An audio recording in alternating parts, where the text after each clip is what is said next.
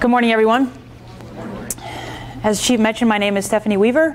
I am with SAMHSA. How many of you know who SAMHSA is? That's actually pretty good. Right on. How many of you are familiar with the policy academies that SAMHSA hosts? Not as many. Well, good. You'll actually learn something new today then. Hopefully. Depends on how well I do here. So SAMHSA is the Substance Abuse and Mental Health Services Administration. It falls under the Health and Human Services. And its focus is to address the behavioral health issues within the community. So this is the motto of SAMHSA, which is behavioral health is essential to health, prevention works, treatment is effective, and people recover. I'm hoping you take that with you to carry on and understand that this is our population as well. It's military service members, veterans, and their families. So we want to make sure that we take this mentality with us. They can recover, they can go back to full productive citizens, especially both in the military and in their civilian capacity. This is the mission: reduce the impact of substance abuse and mental illness on Americans' communities. The roles: essentially SAMHSA is a grant-making organization, so they provide grants out to the communities for substance abuse treatment, mental health treatment, and substance abuse prevention. In 2010, all those years start to blend together now. In 2010, SAMHSA, the SAMHSA administrator, decided she wanted to pick 8 strategic initiatives. One of those was military families. What's meant by military families is service members, veterans, and their families. She wanted that focus because what they started hearing at SAMHSA was these grantees started seeing these folks and they started calling SAMHSA saying, I don't know what to do. Help me figure out how I can help this population. They just are showing up now. They had no idea these folks were even in their community. That strategic initiative officially ended this year, so this fiscal year. They came out with what they call Leading Change 2.0, which has 6 new strategic initiatives. Military families is not one of them. However, that's because it's now embedded in every one of the grants that go out as far as language and the request for applications. It's in everything that SAMHSA folks do on a daily basis. They include this population to make sure that it's widespread and it's not just a focus to say this is why we need attention. We think we've done a pretty good job of that. Now it's to the point where we're embedding it in everything SAMHSA does. These are the different partnerships. Anybody familiar with HRSA, Health Resources Services Administration? No one? I suggest you check them out.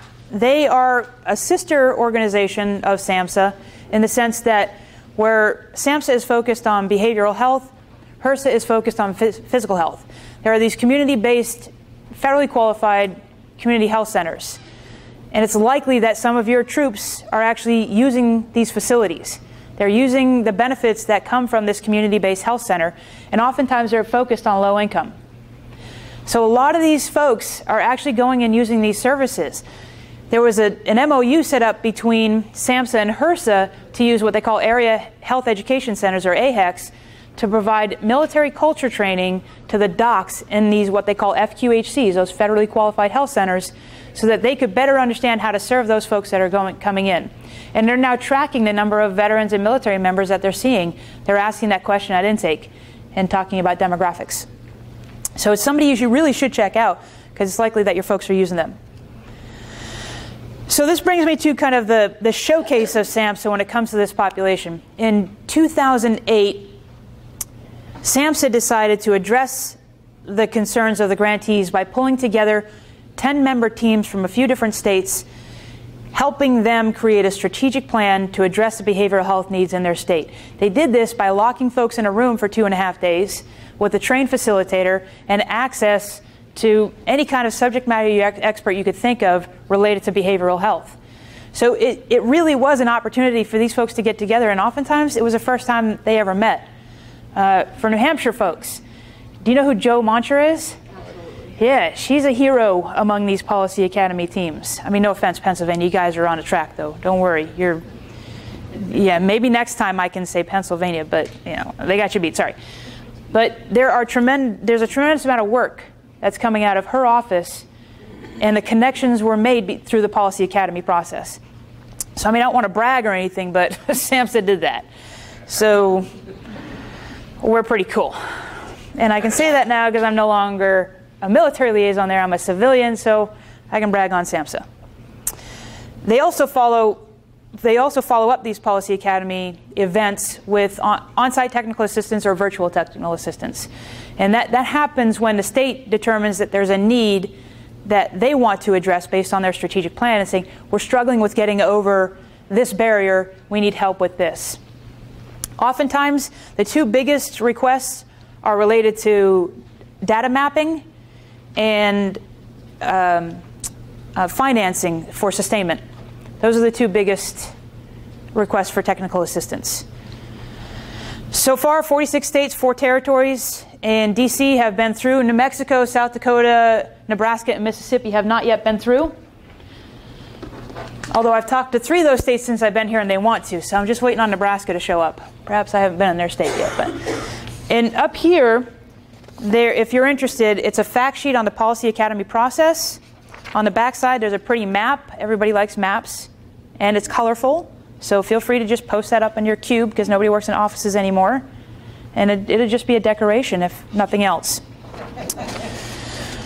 Behind that is an Implementation Academy fact sheet. And the Implementation Academy is a way to address specific issues.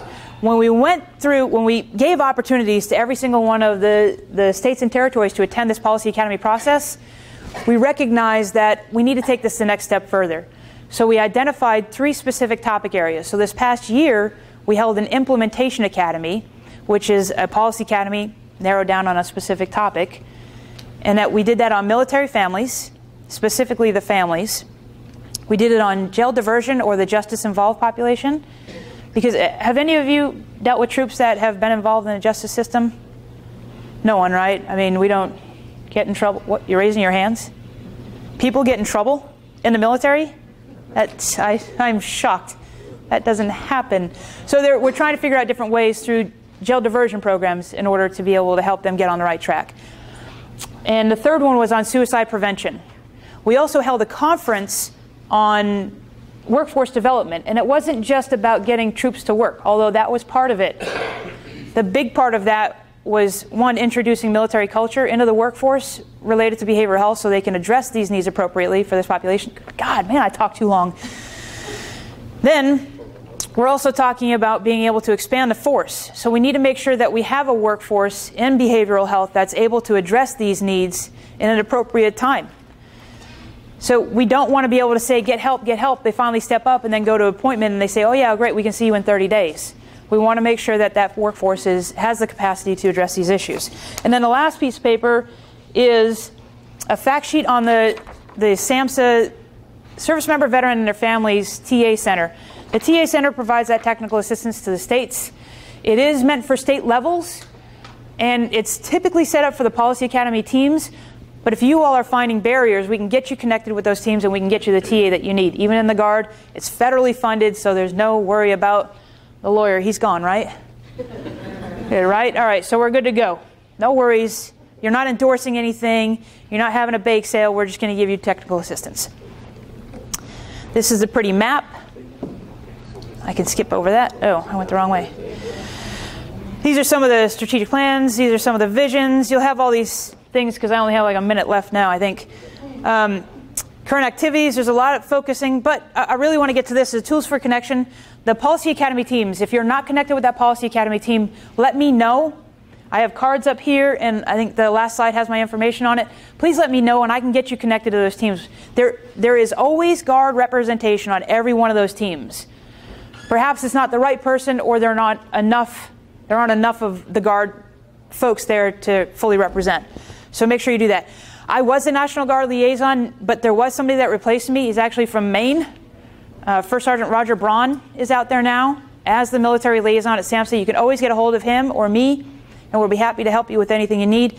The Veterans Administration Interagency Agreement, where all of these folks are working together, and I just had a conversation with the outreach coordinator for the National Guard at VA. They want to put a National Guard liaison in their office so that they have a better outreach and connection to the National Guard. And okay, so these are some of the resources. Again, you can check all this stuff out. One more resource I want to tell you about is the Samsa Store. The Samsa Store is a great place that you can go online and find all sorts of resources, anything from helping to sustain community coalitions all the way up through treatment improvement protocols for clinicians and everything in between. So it's a great resource. Everything is free. You can have bulk stuff mailed to you for free. So feel free to take any of that stuff. The email address, the website, you can try it as an email, I don't think it'll work, is store.samsa.gov. And again, if for some reason that doesn't come up, you can always do a search for Samsa Store or email me and I'm happy to send you that link. Are there any questions? Can you go back to that map of the United States? I can do that. Can you shed a little light on what all those beautiful colors mean? Well, I was trying to get creative, and I'm not very creative. So what we try to do is identify when each state went through the process. Some of these states have been through more than once. Like New Hampshire, I think it's gone every time. I don't know how you guys do that, but you have some connections that are impressive. But anyway, so we try to identify the time in which each one of these states has gone through. So that's indicated by the colors up top. The difference is that some of these older states, so all these states in yellow, I think I have to stay in between here, I'm going to get in trouble. These colors that are yellow, in green, that 2008 or even in yellow in 2010, we have to make sure that we're still following up with those state teams because it happened, leadership changes. I know it's a new concept to anybody in the military that leadership changes, but it does, especially at the governor's level, and this is typically a governor's program. It's endorsed by the governor and supported, and he or she is the one who is typically appointing the team lead. So we want to make sure that as that leadership changes, this work continues. So it's important to do these kind of re-inoculations where we can reconnect with those teams, continue to provide them technical assistance, or like New Hampshire, bring them back every time we host a policy academy. Yes, sir? Are you sure that the green is right for New York? Yes, they went through in 2008. As a matter of fact, they took this policy academy process and they moved it down to the county level. I was there, and I thought we did it again in 2010. Yes, you've done it, like I said, so this is just when everybody initially went through, but New York, several of the states have actually gone through a couple of times. And that's kind of that re-inoculation I talked about, where we want to make sure that they have every opportunity, every state has every opportunity to go through this process, and territory, Puerto Rico, I gotcha. So they can go through this process and make sure that their strategic plans are in place and continuing. Any other questions? Perfect, thank you guys.